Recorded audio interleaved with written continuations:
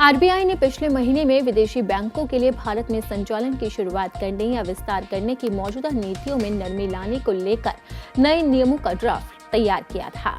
इस प्रक्रिया का आगे बढ़ते हुए वित्त मंत्रालय के तत्वाधान में अंतर विभागीय समिति की एक महत्वपूर्ण बैठक हुई, जिसमें विदेशी बैंकों के भारत में संचालन और भारतीय बैंकों के विदेशों में विस्तार करने के संदर्भ में आरबीआई की तरफ से आए प्रस्ताव की समीक्षा की गई। माना जा रहा है कि आईडीसी ने आरबीआई के प्रस्तावों को मंजूरी दे दी है, जिसको आने वाले समय में सार्वजनिक किया जाएगा। बैठक की अध्यक्षता वित्तीय मामलों के विभाग के सचिव एम नागराजू ने की और इसमें विदेश मंत्रालय, गृह मंत्रालय, वाणिज्य मंत्रालय और आरबीआई के वरिष्ठ अधिकारियों ने हिस्सा लिया। वित्त मंत्रालय की तरफ से दी गई सूचना में बताया गया है कि आईटीसी की बैठक में आरबीआई के प्रस्तावों पर विचार विमर्श किया गया, जिसमें विदेशी बैंकों के भारत में ब्रांच, प्रतिनिधि कार्यालय और सहायक कंपनियों की स्थापना शामिल है। इसके साथ ही भारतीय बैंकों के विदेशों में विस्तार के प्रस्ताव को भी समीक्षा की गई। ये बैठक वित्तीय समावेशन और वैश्विक बैंकिंग सहयोग को मजबूत करने की दिशा में एक महत्वपूर्ण कदम है।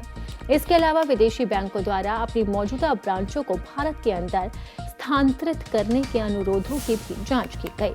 समिति ने भारतीय बैंकों के विदेशों में ब्रांच, प्रतिनिधि कार्यालय या सहायक इकाइयों के माध्यम से विस्तार के प्रस्तावों की समीक्षा की, जो भारत की वैश्विक बैंकिंग उपस्थिति को मजबूत करने का प्रयास है।